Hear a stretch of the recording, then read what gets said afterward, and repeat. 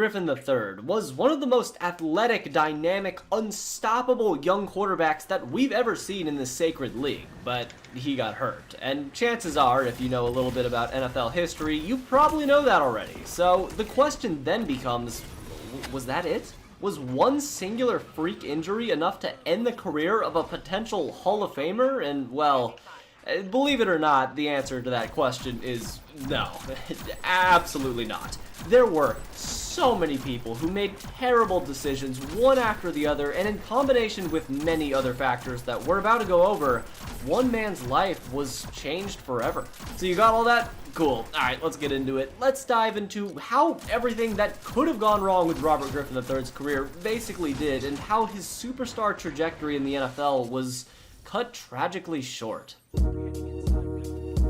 The year is 2009, and we're jumping into this steamy mess of an organization at arguably their most dysfunctional point ever, and I would argue one of the worst seasons any, and I mean any franchise has ever had. First of all, this organization in Washington was owned by Daniel Snyder, who isn't a good dude, and before the 2009 season began, contributed to the worst free agency signing in NFL history when the Skins brought in former Titans All-Pro defensive tackle Albert Haynesworth on a 7-year, $100 million deal.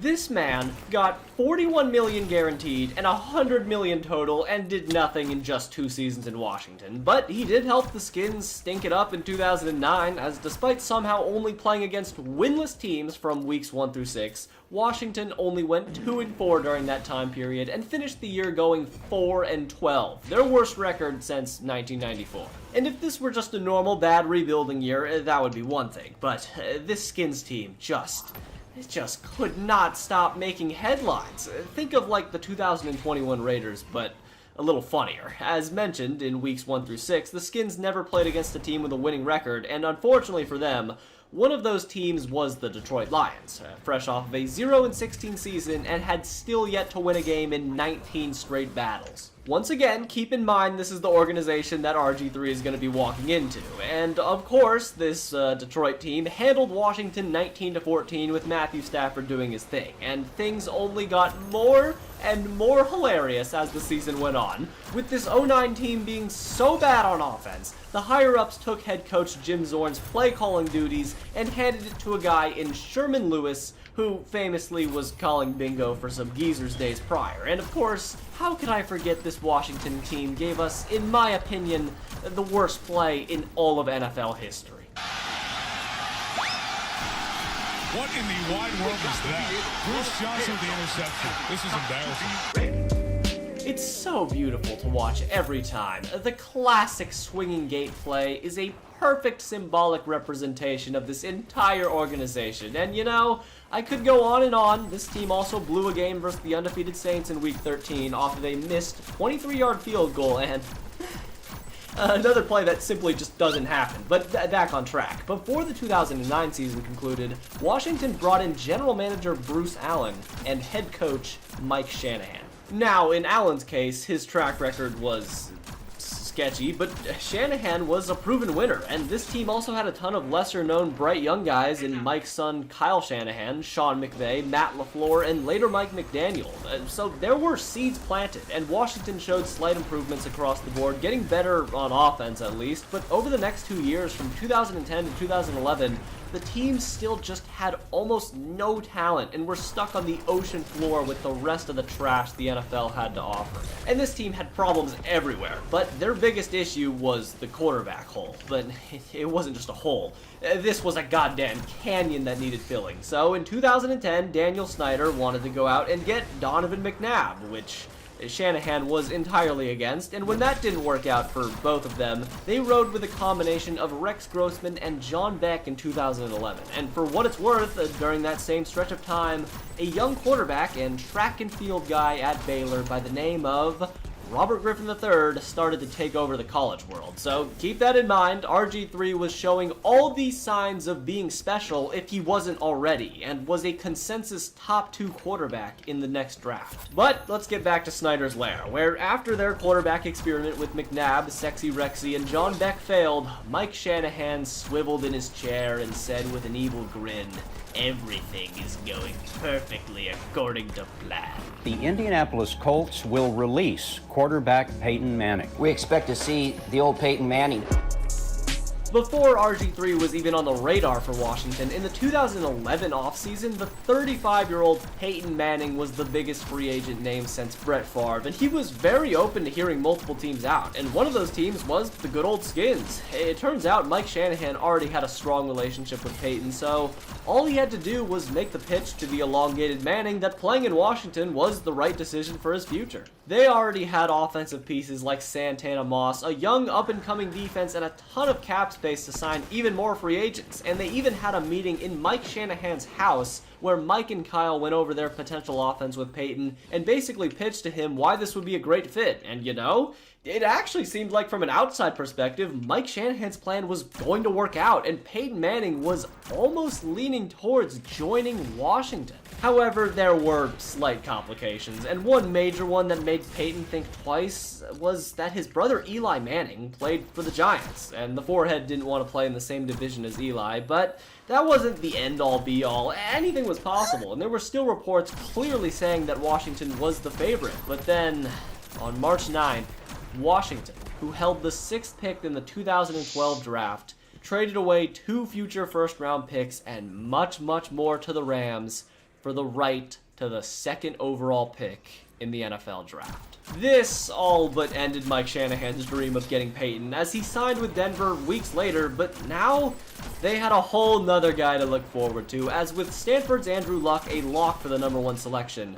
The number 2 overall pick was also all but decided the second Washington made the trade, and come draft day, everyone knew who they were drafting, and sure enough, they went to the podium and drafted their new quarterback, and this is where things get really spicy.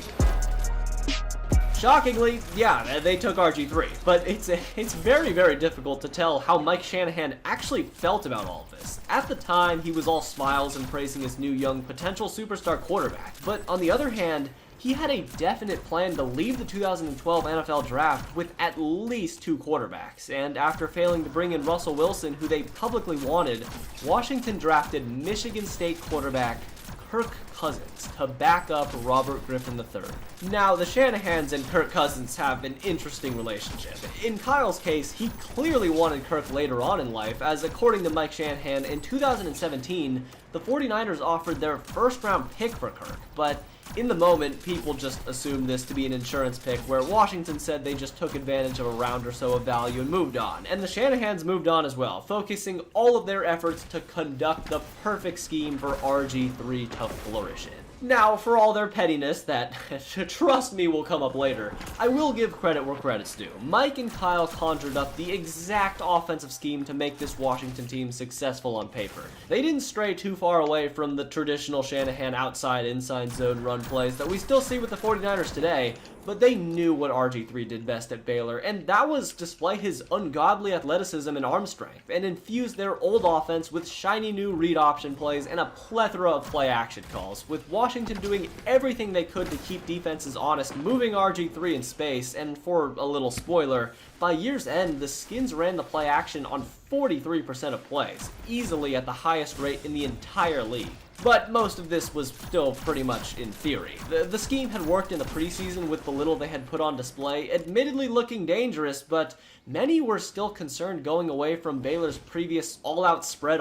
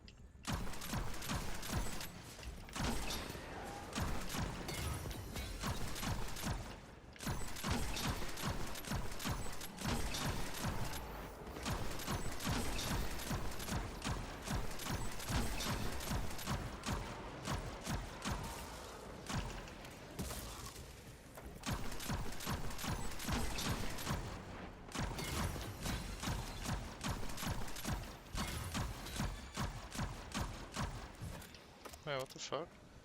Offense, and instead forcing him to become a, quote, Shanahan quarterback would hold him back from unleashing his full potential. And the first test of the Shanahan, Robert Griffin III era would come in Week 1, when they traveled to the Superdome to play Drew Brees and the Saints. And in this game, Washington fans got a mere glimpse of what Robert Griffin III at his full potential could possibly become. Goal from the 5. Griffin looking in, Tony throws, touchdown. Fires downfield, he's now 7 for 7 as Garcon breaks free. Robert Lee Griffin III, in just his first NFL game, solidified himself as a franchise quarterback.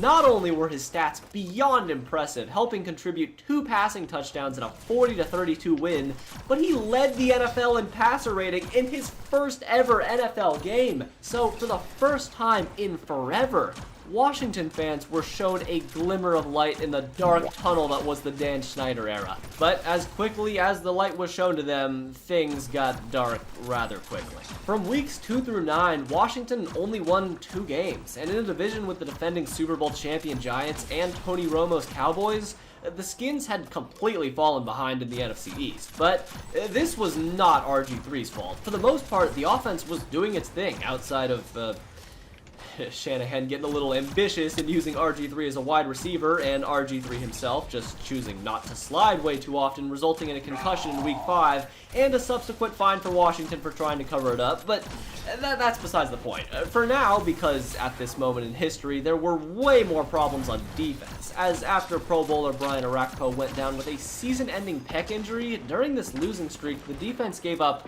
27 points per game and allowed some absolutely humiliating plays to happen in the process. So there was good and there was bad so far in RG3's rookie season. This man quite literally was the definition of this classic image, but the team just kept finding new ways to lose games. So although they were bad record-wise, the players still had confidence in themselves. And to be fair, this team was probably right. Their big free agent acquisition, Pierre Garcon, was just now getting healthy, and alongside his fellow wide receiver Santana Moss and rookie running back Alfred Morris, there were real weapons. All the pieces were in place. RG3, Shanahan, and the others just had to figure out a way to solve this puzzle. Somehow, some way though, the puzzle started to get solved, and Washington took it slow, winning 1 game at a time. First they knocked off the Eagles after their bye week, which, you know, whatever, the Eagles won 4 games that year, so that was expected.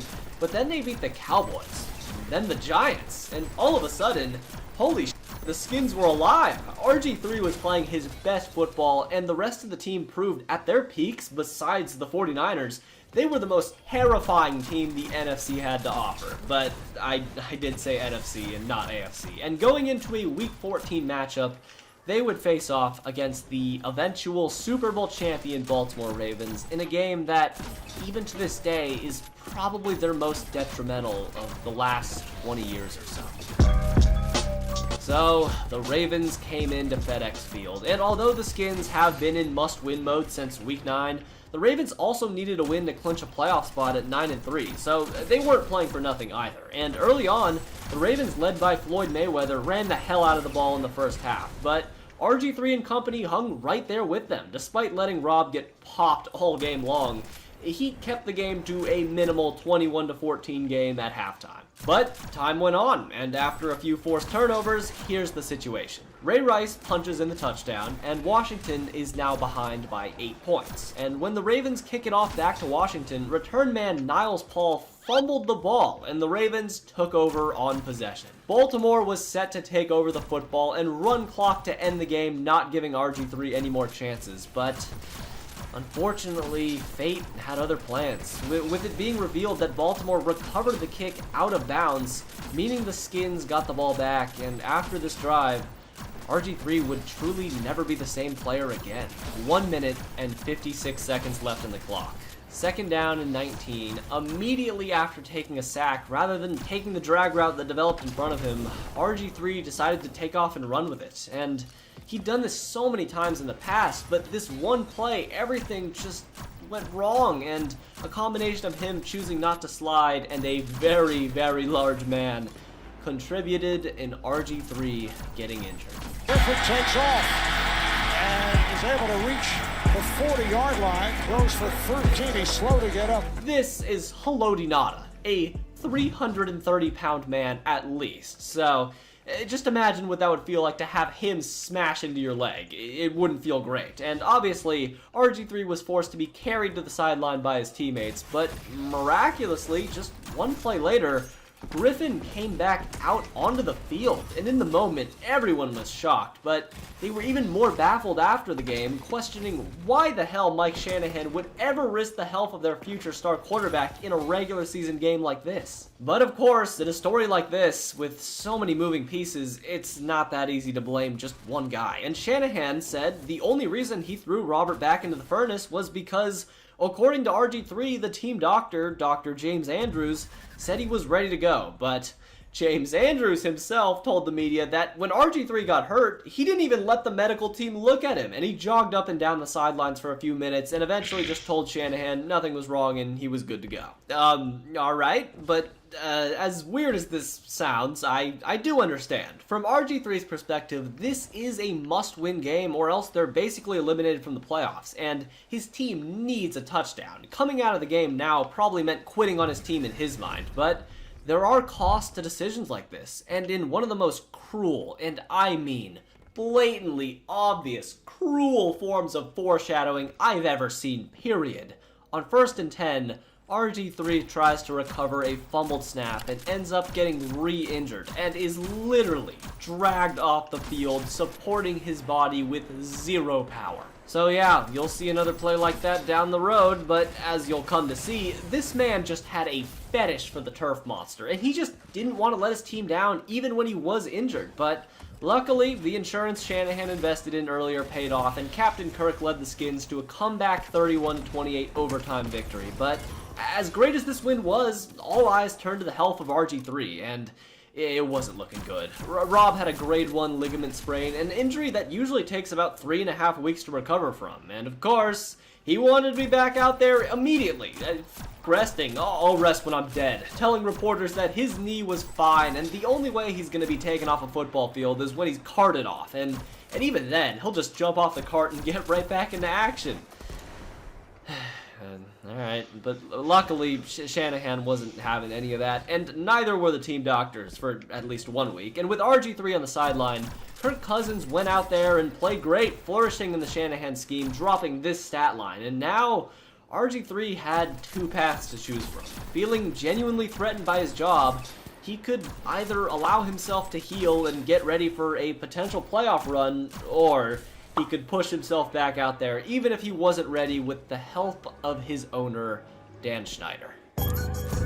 You see, in a very unlikely relationship, Snyder and RG3 were very close back then, like way too close. It was rumored that RG3 had access to Snyder's private jet, his wife was getting limo rides to games, it was a lot, but RG3 knew that Snyder had leverage over everyone in the building, and I say that because suspiciously, Mike Shanahan said before their Week 16 game versus Philly that they're not going to play RG3 until the doctors feel there's no chance for injury. But at the same time, the doctors said that we did clear him to play, but we didn't want to. And they've been a nervous wreck letting him come back as quickly as he has, so maybe it's just me, but something sounds a little bit off here. To me, this really smells like owner interference, but maybe not, and what did happen is RG3 was rushed back from injury quicker than anyone could have expected, and although he didn't look anywhere near 100%, he did just enough to once again handle the trash-ass Eagles, and now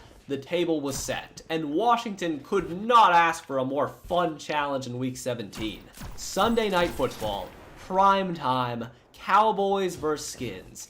Final game of the season where the winner would take the division all for themselves. All the stars were coming out to play in this game. RG3, Tony Romo, DeMarco Murray, Dez Bryant, London Fletcher, Ernie Sims, and for all of those guys, in this game, one man stole the show and won the game almost entirely by himself, and that was one of the Skins' 2012 6th round picks in running back Alfred Morris, who I mentioned briefly earlier, but this season he eclipsed well over 1,000 yards and was eating every week in the Shanahan zone run scheme. And although he logged multiple 100-yard performances this season, he saved his best for last, telling RG3 to rest up, and he's got this game on lock, dropping the slowest 200-yard 3-touchdown performance you'll ever see, but it was enough, and luckily for Washington, Tony Romo wasn't feeling it that day, and after the final Alfred Morris touchdown, they had done it. Washington had won the NFC East, beating Dallas 28-18, reeling off 7. Okay, I don't care about Robert Griffin anymore.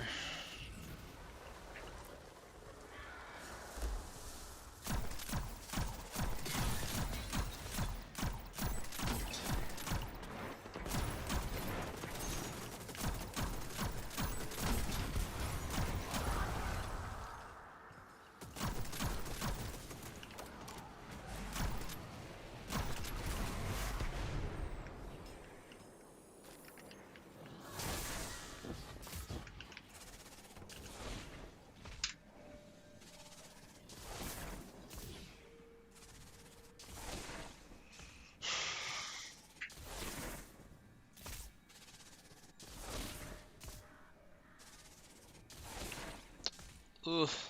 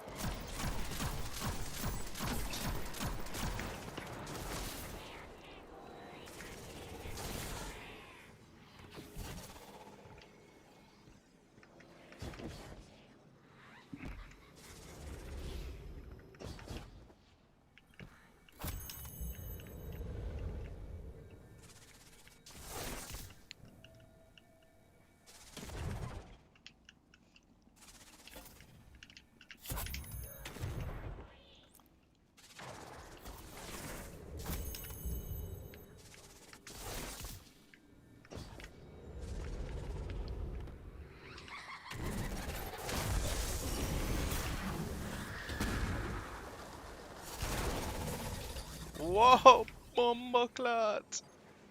We've got her on the run. Keep it up.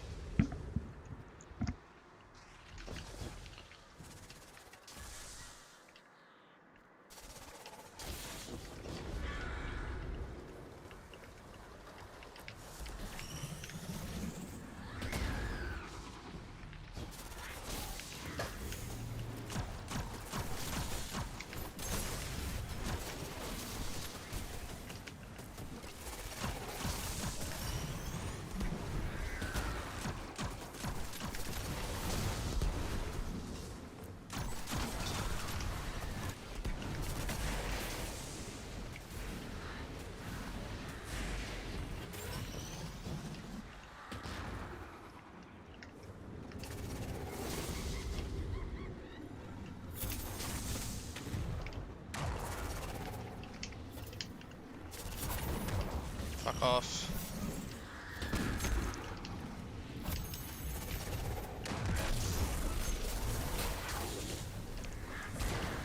Pussy, let's go.